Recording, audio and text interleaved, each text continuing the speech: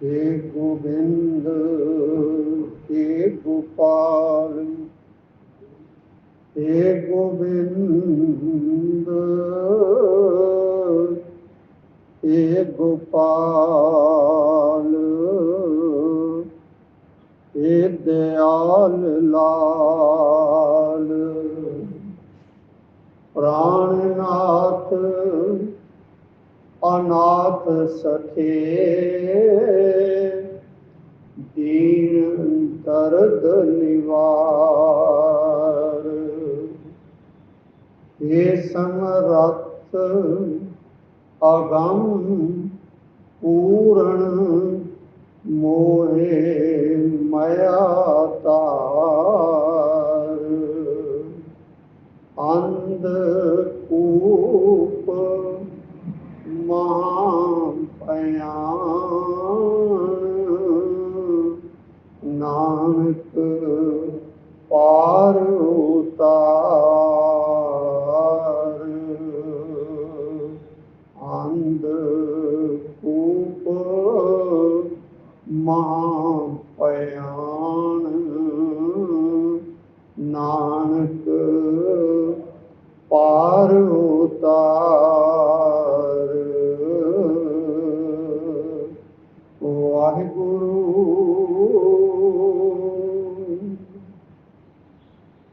कवन मुख चंद इवै घर छाया, कवन मुख सूरज तपै तपाया। धन धन सतगुरु श्री गुरु नानक देव महाराज जी की अमृतमय बाणी सिद्ध गोष्ठ। आओ अज 48वीं ते 49वीं पौड़ी की विचार करिए। सतगुरु जी नूं जोगी प्रश्न करते हैं, कवन मुख चंद इवै घर छाया। कवन मुख किस तरह किस वसीले दे नाल चंद इवै घर, चंद चंद्रमा इवै बर्फ, ये जो चंद्रमा बर्फ का घर है, चंद्रमा जो शीतलता का घर मन्या जाता है, छाया वो साडे ते हिरदे ते किस तरह प्रभाव पावे, किस तरह छाया रहे। अर्थात जो चंद्रमा वर्गी ठंडक है वो इस हिरदे दे विच किस तरह आवे, किस तरह ये हिरदा जो है ये शांत हो जाए, ये ठंडा रहे। ये जोगी लोग सतगुरु जी को प्रश्न करते हैं। अगला प्रश्न, कवन मुख सूरज तपै तपाया। कवन मुख किस तरह किस तरीके राही सूरज, सूरज ज्ञान का सूरज जो अज्ञानता नूं खत्म करता है, ये ज्ञान का सूरज किस तरह हिरदे दे विच तपाया तपदा रहे कि ये ज्ञान का सूरज हिरदे दे विच किस तरह सदा लई प्रकाश हो जाए। कवन मुख काल जोहत नित रहै। तीसरा प्रश्न सतगुरु जी नूं जोगी लोग पूछते हैं, कवन मुख किस तरह किस तरीके राही काल, ये जो मौत है, मौत का सहम है, मौत का डर है, जोहत नित, जोहत देखना, जो कि ये मौत जो है सानू सदा ही देख रही है। ये मौत का डर जो है, ये काल का जो डर जो है, ये काल का जो सहम साडे उत्ते सदा ही छाया रहिंदा है, ये किस तरह रह जाए, किस तरह खत्म होवे कि सानू मौत का सहम, मौत का डर जो है वो कदे भी सानू ना लगे। ये तीसरा प्रश्न सतगुरु जी ने जोगी पुछते हैं। अगला प्रश्न, कवन बुद्ध गुरमुख पात्र है,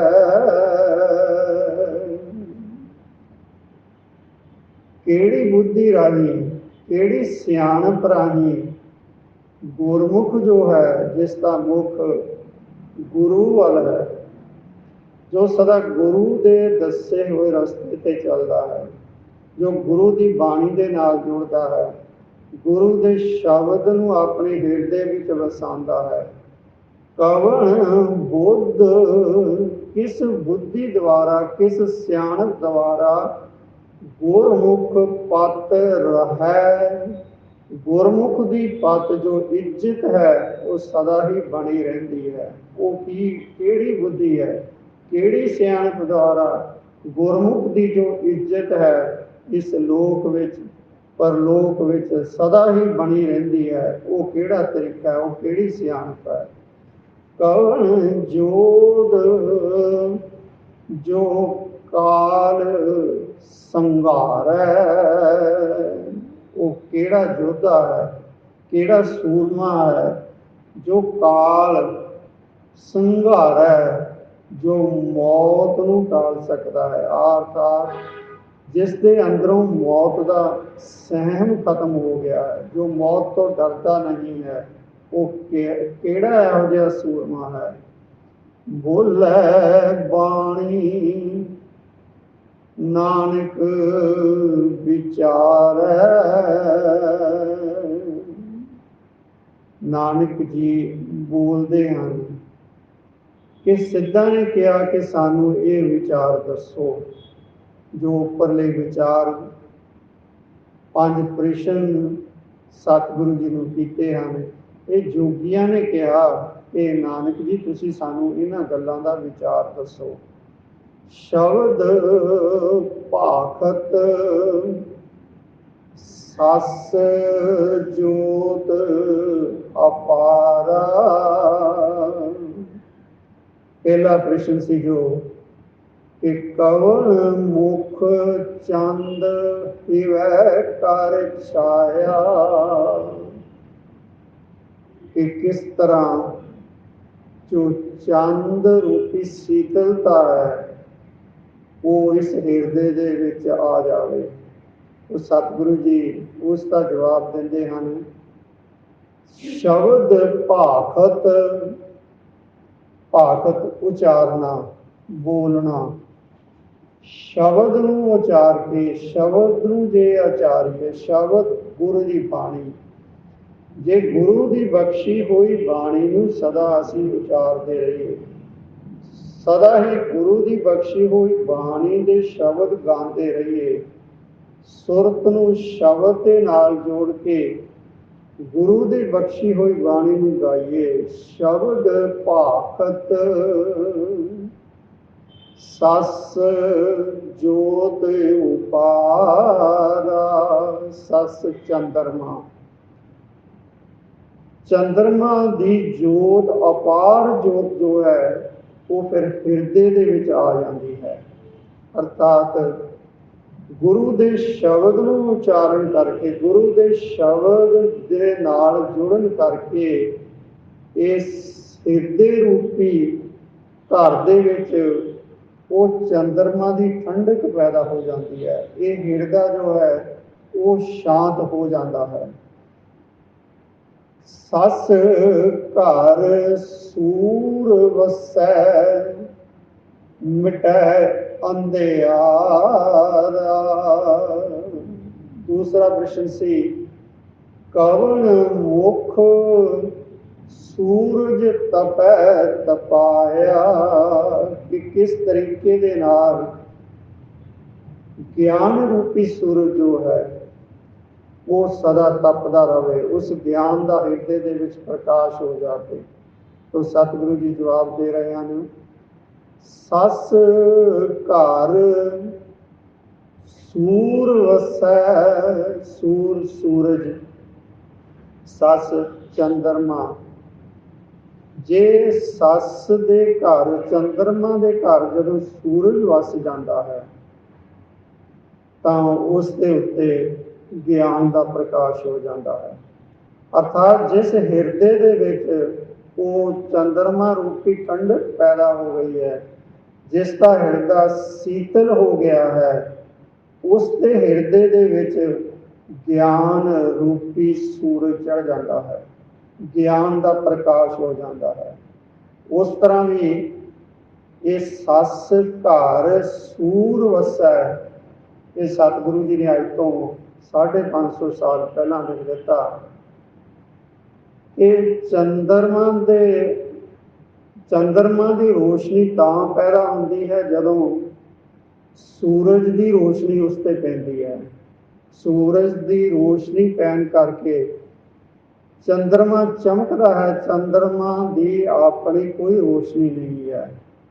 सस घर सूर वसै, चंद्रमा के घर दे विच जदों सूरज की रोशनी आती है, फिर चंद्रमा चमकता है अते चंद्रमा सारे पासे अपनी रोशनी के राही शीतलता फैलाता है। बल्कि चंद्रमा का अपना कोई चानना नहीं है, सूरज की रोशनी ही उस पर पैंदी है तो वो चानना देता है। तो सतगुरु जी भी इत्थे सानू समझाते हुए कह रहे हैं कि सस घर सूर वसै, जिस हिरदे रूपी हिरदे दे विच चंद्रमा रूपी शीतलता पैदा हो गई है, जिसका हिरदा ठंडा हो गया है, उसके अंदर फिर ज्ञान रूपी सूरज जो है वो वस जाता है। पर वसया किस तरह? जदों शब्द भाखत, जदों शब्द उचारिया, शब्द के नाल जुड़े, फिर जदों हिरदे दे विच शीतलता आ गई, शीतलता आने तो बाद उस वाहिगुरु का ज्ञान रूपी सूरज इस हिरदे दे विच चढ़ गया, फिर मिटै अंधियारा, फिर हिरदे दे विचों अज्ञान रूपी अंधियार जो हनेरा सी वो मिट जाता है। हनेरा उदों मिटिया जदों हिरदे दे विच शीतलता आ गई अते ज्ञान का प्रकाश हो गया, फिर अंधियार जो है, अज्ञान रूपी अंधियार जो हिरदे दे विच सी वो मिट जाता है। सुख दुख सम कर नाम आधारा, आपे पार उतारण हारा। सुख अते दुख सम कर, गुरमुख जो है वो सुख अते दुख नूं सदा बराबर समझदा है। सुख दे विच भी उस वाहिगुरु का नाम जपदा है अते दुख दे विच भी उस वाहिगुरु का नाम जपदा है। ये जिहड़ा पहला प्रश्न सी, कौन बुद्ध गुरमुख पात्र है, किहड़ी सियाणप दे राही, किहड़ी बुद्धि दे राही गुरमुख की जो सदा ही इज्जत बनी रही है, उसका जवाब सतगुरु दे रहे हैं। सुख दुख सम कर नाम आधारा, गुरमुख जो है वो सुख अते दुख नूं सदा सम करके मनदा है।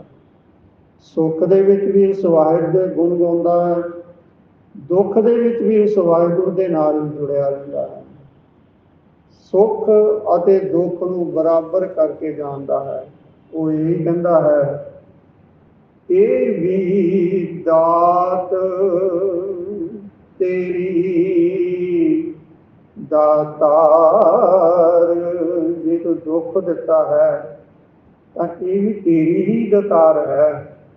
ये तेरे वालों तेरी ही दातार करके मैं दुख नूं मन रहा हाँ, क्योंकि एक दुख ही है जो मनुख नूं रजा विच चलण की प्रेरता देता है, रजा विच चलण की प्रेरता है, ये दुख ही है। इस करके गुरमुख जो है वो भी दुख नूं भी यही कहता है कि ये दात तेरी दातार, हे दातार ये दुख भी तेरी ही दात है। तो गुरमुख जो है वो सुख अते दुख नूं सम बराबर समझदा है। सुख दे विच उस वाहिगुरु दे गुण गाउंदा है ते दुख आवे तां भी उस वाहिगुरु दे गुण गाउंदा है। नाम आधारा अते गुरमुख जो है उसके लिए सदा नाम ही आधार है, नाम ही आसरा है। वो किसी होर दा आसरा नहीं तकदा, सिर्फ नाम के नाल जुड़दा है। उसका आधार उसका सहारा जो नाम ही है।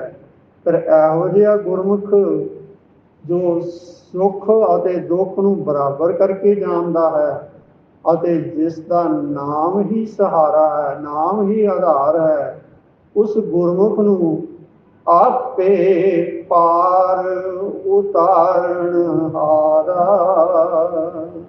वो वाहिगुरु उस गुरमुख नूं फिर आप ही इस भव खंडन तो, इस दूतर सागर तो जिसनों तरिया नहीं जा सकता उस तो पार लगा देता है। इस तरह गुरमुख की सदा इज्जत बनी रहती है। ये सवाल सी कि कौन बुद्ध गुरमुख पत है। इस तरह सतगुरु जी कहते हैं कि जो गुरमुख जो है क्योंकि वो सुख और दुख नूं बराबर करके जानता है, नाम नूं ही आधार बनाता है, इस करके वो परमात्मा उसनूं इस संसार समुंदर तो तार लेंदा है। इस करके गुरमुख की सदा ही इज्जत बनी रहती है। गुर परचय मन साच समाए, प्रणवत नानक काल ना खाए। जोगिया ने प्रश्न पूछा सी कवन मुख काल जोहत नित रहै। किस तरीके नाल जो मौत का सहम है, जो काल सानू सदा ही देख रहा है, काल जोहत जोहत देखना, नित हर वेले ही काल सानू देख रहा है। ये जो काल का सहम है ये साडे मन दे विचों किस तरह खत्म हो गए, तो सतगुरु जी उसका जवाब दे रहे हैं। गुर परचय, परचय जो गुरु दे विच परच जावे, जिसका मन गुरु दे विच पतीज जावे, चंगी तरह गुरु नाल सांझ पा लवे, वो गुरमुख। मन साच समाए, उसके मन दे विच फिर वो सच्चा जो है वो समाया रहिंदा है। ਜਿਹੜਾ गुरु दे नाल पतीजदा है, गुरु नाल पतीजना, गुरु की बाणी दे नाल अपने मन नूं जोड़ना, जो सदा गुरु दे शब्दां नूं अपने मन विच वसाई रखदा है, अपने अंदर शब्दां दी घाट करदा है, वो गुरमुख। गुर परचय जो गुरु दे विच पतीज जांदा है, मन साच समाए, उसका मन फिर सदा ही उस सच्चे दे विच ही समाया रहिंदा है। वो सच्चे नूं छड्ड के किसी पासे उसका मन होर पासे नहीं जाता, वो किसी होर कर्म कांडां विच नहीं पैंदा, सिर्फ सच्चे दे गुण गुरु की बख्शी हुई बाणी के राही ही गाउंदा है। प्रणवत नानक काल ना खाए, प्रणवत बेनती करते हैं। फिर सतगुरु जी नानक सतगुरु जी बेनती करते हैं ਕਿ ਜਿਸ ਦਾ ਮਨ ਗੁਰੂ ਦੇ ਵਿੱਚ ਪਤੀਜ ਗਿਆ, ਜੋ ਸੱਚੇ ਦੇ ਵਿੱਚ ਜਿਸ ਦਾ ਮਨ ਸਦਾ ਸਮਾਇਆ ਰਹਿੰਦਾ ਹੈ, ਫਿਰ ਉਸ ਨੂੰ ਕਦੇ ਵੀ ਮੌਤ ਦਾ ਡਰ, ਮੌਤ ਦਾ ਸਹਿਮ ਜੋ ਹੈ ਉਸਦੇ ਅੰਦਰ ਨਹੀਂ ਆਉਂਦਾ। ਉਹ ਸਦਾ ਹੀ ਉਸ ਵਾਹਿਗੁਰੂ ਦੀ ਰਜ਼ਾ ਵਿੱਚ ਰਹਿੰਦਾ ਹੈ। ਉਸ ਨੂੰ ਪਤਾ ਹੈ ਕਿ ਉਸ ਵਾਹਿਗੁਰੂ ਦੇ ਹੱਥ ਹੀ ਜੀਵਨ ਹੈ, ਉਸ ਵਾਹਿਗੁਰੂ ਦੇ ਹੱਥ ਦੇ ਵਿੱਚ ਹੀ ਮੌਤ ਹੈ। ਇਸ ਕਰਕੇ ਉਹ ਕਦੇ ਵੀ ਮੌਤ ਦਾ ਸਹਿਣ ਨਹੀਂ ਕਰਦਾ। ਉਹ ਸਦਾ ਹੀ ਉਸ ਸੱਚੇ ਦੇ ਵਿੱਚ ਸਮਾਇਆ ਰਹਿੰਦਾ ਹੈ, ਗੁਰੂ ਦੀ ਬਾਣੀ ਦੇ ਵਿੱਚ ਜੁੜਿਆ ਰਹਿੰਦਾ ਹੈ। ਵਾਹਿਗੁਰੂ ਜੀ ਕਾ ਖਾਲਸਾ, ਵਾਹਿਗੁਰੂ ਜੀ ਕੀ ਫਤਿਹ।